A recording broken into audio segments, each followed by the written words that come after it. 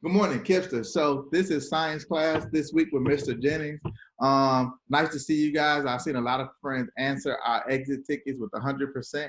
I've seen a lot of friends working extremely hard. If you have not been doing the exit ticket after you have watched the video, make sure that you are clicking in onto the exit ticket so I can see what you thought about the video and also see what answers you got correct so I can give you guys feedback. So we talked about the excellence mantra the last couple of weeks, and with all of your excellence teachers, we're going to start off each lesson with the excellence mantra. And I'm going to say our excellence mantra, and you can repeat after me. Respect what's mine, respect what's not. Respect our time, respect our thought.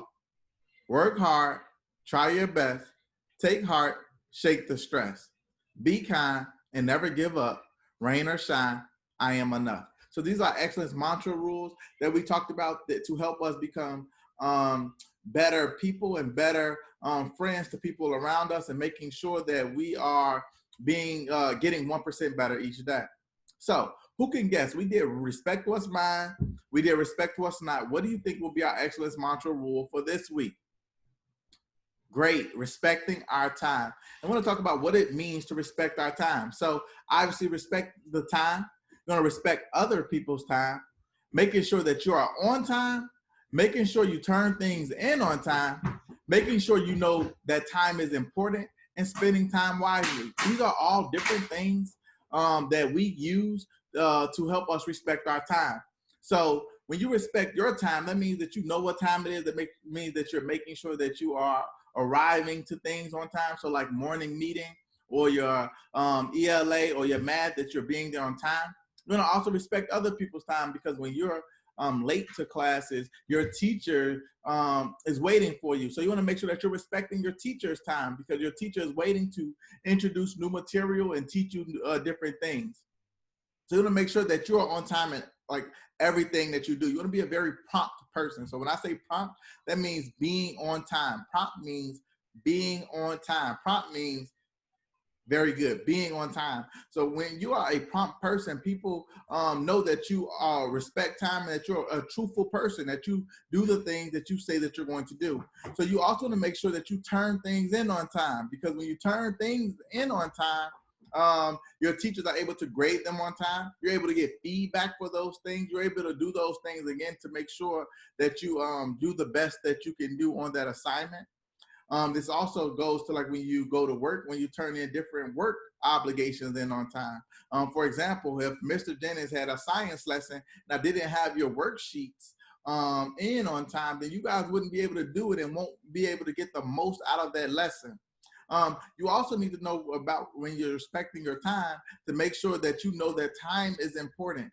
You can't never go back in time. So you want to make sure that your time is being spent wisely, because you never can go back. Let's say if you didn't go to school yesterday, you never can go to school yesterday again. Like you never can go back in time. You always have to live in the present. So you want to make sure that you're getting the most out of the time that you have, because we only have so much time on earth, and you want to make sure that you're spending every piece of time that you have wisely. We're about to go into our science project for this week. So here we're going to start with our scientific method. We've talked about scientific method having 7 different components that make up the scientific method. First thing we're going to start off with is the question. So we're going to have 2 things we're going to use. So we're going to have these 3 different pops and Mentos. So we're going to see what happens when we put a Mentos in each one of these pops. So the differences between these pops is these 2 pops have a citric acid, while this Coca-Cola has a phosphoric acid. When we put these Mentos inside of the 3 different pops, we're going to see which one of these has the largest volcanic eruption. We're going to use it. It's going to be our motto as a volcanic eruption. All right, sorry, the wind is blowing.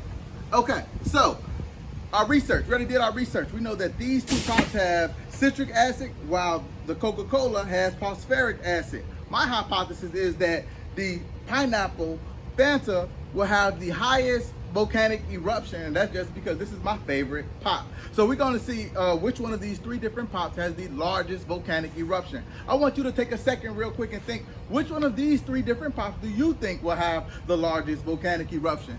Once you guys are thinking, I'm going to give you a couple of seconds to think about which one of these pops has the biggest volcanic eruption. Then we're going to start our experiment. So the next component, we already did our question, which is which one of these pops is going to have the largest volcanic eruption. Our second part is our research, and we learned that these two have citric acid while the Coca-Cola has phosphoric acid. Then we're going to go into our experiment. Our experiment is which one of these pops will have the largest volcanic eruption. So I'm going to start here with my favorite pop, which is the pineapple Fanta. Sorry, I'm going to take this off.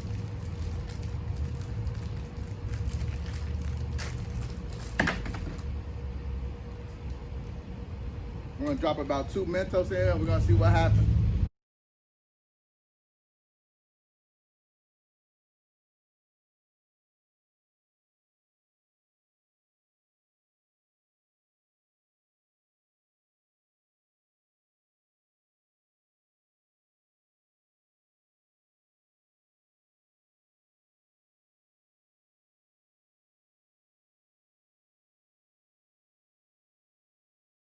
To about right here. Now we're going to move on to the Sprite. I want to see if the Sprite has a larger volcanic eruption than the pineapple Fanta. Uh-oh.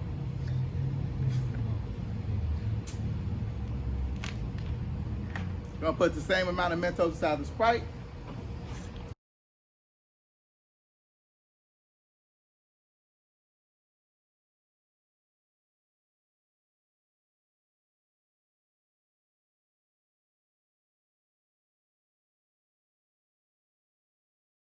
That the Sprite had a bigger volcanic eruption than the pineapple Fanta. So already Mr. Jennings' hypothesis is wrong, which is fine. This is why we do experiments, to see what is the conclusion to our question.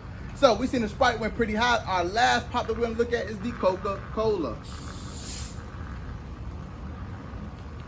All right, I'm gonna put the same amount of Mentos inside of the Coca-Cola.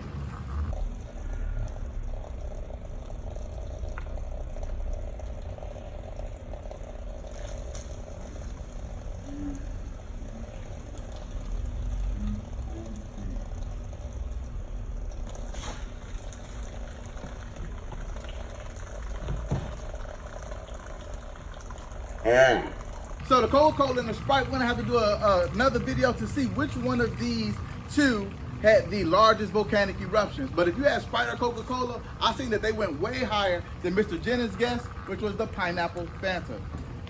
That'll be that. Okay, Kipster. So now we're moving on back to our lesson, which is goes into light and sound. So light and sound is our unit. This is for K through 2nd grade.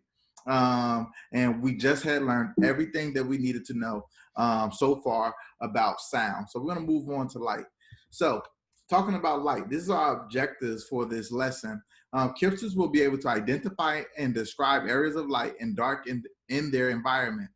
Also, Kipsters will be able to explain that without a light source, there is only darkness. Without a light source, there is only darkness. Big question in vocabulary. So we have a new big question. How does light allow us to see? Who can think? How does light allow us to see? Yeah, so when we often use light to help us to see. So if you go into your house, you turn on the light so you can see. Or if it's dark and you use a flashlight, you use that light to help you see when it's dark. We have our vocabulary words. Some of them you've seen before, some of them that are new. Vibrate. Vibrate means to move back and forth quickly. We also learned that everything that vibrates makes a sound. Everything that vibrates makes a sound. And everything that makes a sound vibrates. Everything that makes a sound vibrates. Bright means lots of light. Dark, little or no light. Light source makes light. Sound source makes sound. So we're going to say these together. Everybody say vibrate. Means to move back and forth quickly. Everybody say bright. Lots of light. When things are bright, there is lots of light. Dark, little or no light. Dark, little or no light. Light source makes light. And everybody say our final word, which is sound source. Sound source makes sound, which we talked about in those last lessons. So we're going to move on to a couple of different pictures. You're going to tell me, we're going to think about places that are bright and places that are dark. So I want you to take a quick second to look at this picture and think about what are some bright places and what are some dark places. What are some bright places What are some dark places? Remember, the bright places have lots of light. The dark places have little or no light. So if I look at this picture, I know that it is bright here. There is bright here. It's bright here. We have something bright here. It's bright here. We also have places that are dark, where it has little or no light. So this is dark, so it has little light. Dark, no light. Back here, dark, there's little light. Up here, it's dark, has little light. We also see that when we use light, it can make things, it can still help us to see things. So even though we don't see actual people here, we can see that their shadows are making a shadow of them playing chess. So there's a light that they're blocking that creates a picture of them playing chess. So this, you can't actually see the actual people, but you can see their shadows playing chess. And that's because they are blocking the light, which we'll talk about more. Looking at our next picture, this is a concert. I want you to think about some places that are bright and some places that are dark, some places that are bright and some places that are dark. So here we have a lot of bright places because a concert, they have lights everywhere, but it also it has dark places inside of a concert. So we see like all of these lights that are flashing. It's bright. I can see that it's bright on the people that the lights are flashing on, but I also see that there's dark in places that the light aren't flashing. I can see it's dark in the back. I can see that there is dark over here on the background. I can see it's dark up in the sky. And this is how people make concerts so fun. They use the light and the dark to make more fun things. So it has flashing lights, different color lights, and it just looks cooler, it looks more awesome. Very good. So same thing, we'll look at this picture and figure out some bright places and some dark places, some bright places and some dark places. Right here, we can see a person, they're making their hand block the light and it creates a shadow. But the shadow looks like something different. Who can say, tell me, what does the shadow look like it's created? A bird. It like it created a bird, but it's really their hands. Their hands created a shadow that created an image that looked like something else. So sometimes we can't tell what our shadows are making because those things look different. So maybe if you were growing up and you were scared of the dark, and it's because you kept seeing different shadows, and it's because those shadows look like monsters, or they look like things that were scary, but actually they were just shadows of different things that weren't scary at all. So it could have been your coat, or it could have been a tree outside, or it could have been a hanger. It could have been different things that were a shadow that looked very scary, but in reality, it was just something making a shadow and you couldn't figure out what that shadow was. So here we have different bright places, the bright around the bird, and that's where the light is still going. It's bright on the person's hand because their hand is blocking the light. And then the shadow is dark, and the dark shadow creates a image that looks like a bird. Next, we have a different picture, and I want you to think in this picture some places that are bright and some places that are dark, some places that are bright and some places that are dark. So we can see 5 people that have their shadows. You see 1, 2, 3, 4, 5 shadows. And these places are dark. They are blocking the sunlight from hitting the wall, and that created their shadow, which is dark. But around their bodies, it is light. And this light comes from the sun that they're not blocking, and those places are bright. It's dark here on the side of the wall, and that's because there's little light, and it's kind of dark on the ground where their shadows are dark as well, but there's also bright places within them that their body is not blocking. Finally, we have a last picture. In this picture, we see some places that are bright and some places that are dark. We can see that the light is hitting this young girl and it looks bright, but who can think, what does the young girl look like she's petting?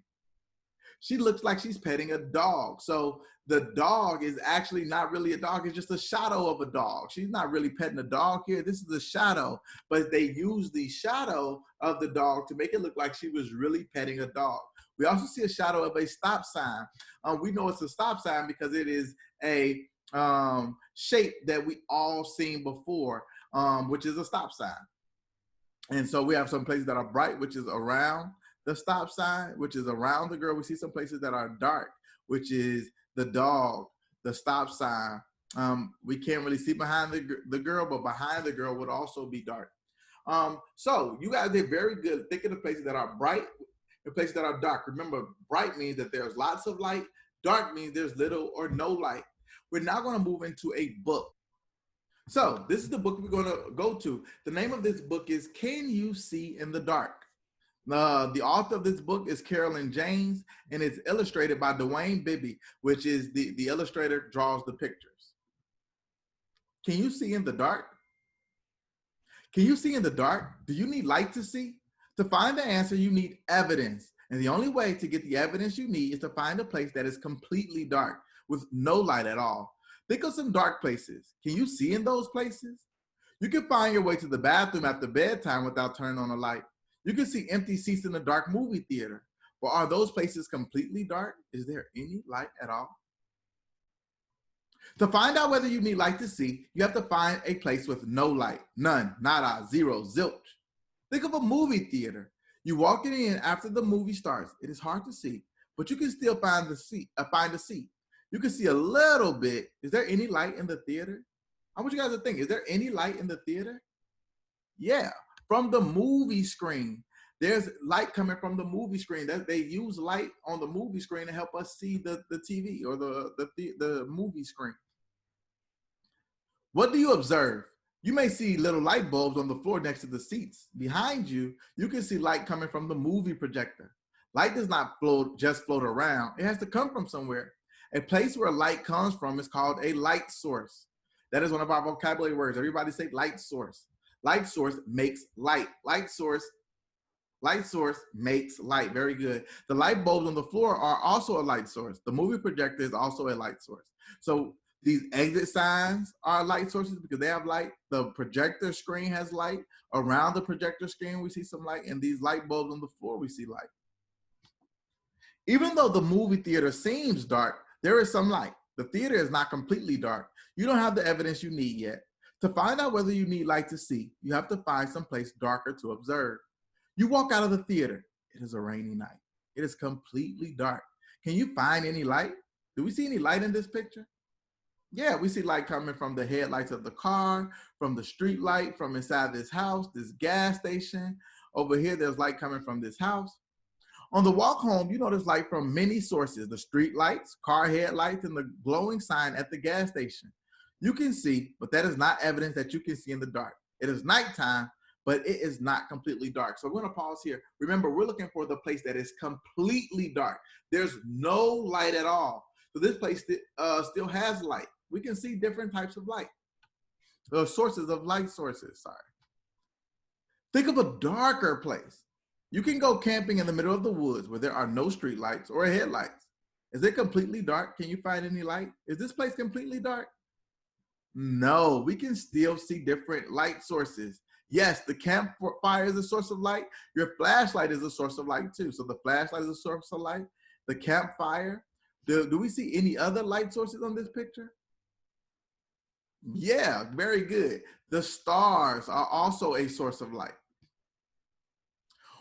When the fire goes out and you turn off the flashlight, it gets much darker. Is it completely dark? Can you find any light? Like we said, we still see the street lights. So it's dark, but we can still, sorry, not the street lights, but the stars. We can still see the stars. So we still see that there's a little bit of light. Look up in the sky. What do you observe? Up there are thousands of light sources, the stars. Even in the middle of the forest at night, it is not completely dark. You cannot get the evidence you need to answer your question here. Remember, a light source makes light. So the stars are a light source. Those car headlights was a light source. The campfire is a light source. Anything that makes light is a light source.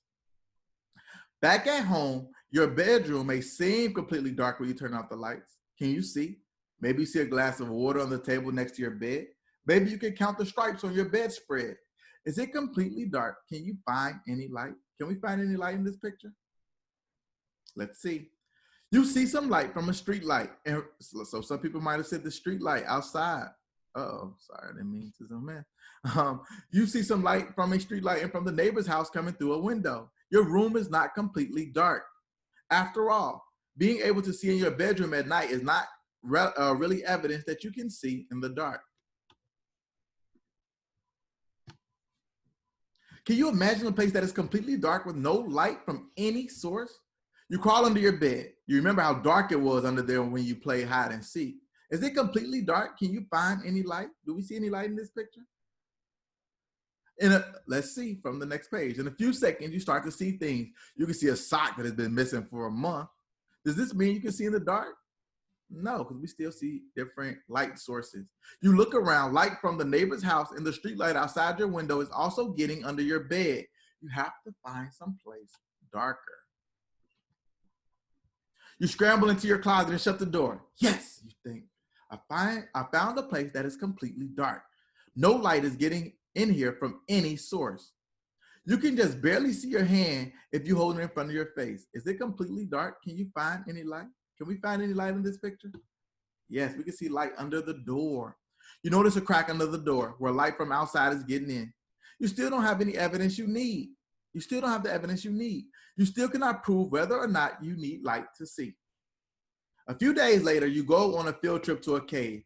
The tour guide leads you into the cave. It is dark in here, really dark. Deep in the cave, there is no light from the sun. This may be the perfect place to test whether you can see in the dark. The tour guide is talking about how caves are formed, but you are wondering how dark the cave could get. You finally get a chance to ask. The tour guide says, I'll show you. I want to turn off the lights for a minute. She turns off the lights and everything is black. You look around for sources of light, but you do not see any. The tour guide is talking about how caves are formed, but you are wondering how dark the cave could get. You finally get a chance to ask. The tour guide says, I'll show you. I'm going to turn off the lights for a minute. She turns off the lights and everything is black. You look around for sources of light, but you do not see any. In fact, you cannot see any light at all, anything at all. Just to be sure, you wait and wait, but you never see anything. A smile crosses your face. None of your classmates can see the smile. Even though they are standing right in front of you, still, you know the smile is there because you can feel it. You finally have the evidence you need. You have found a place that is completely dark. There is no light from any source. It is completely dark. And you cannot see in the dark. If you can see anything, it is because of light. You need light to see.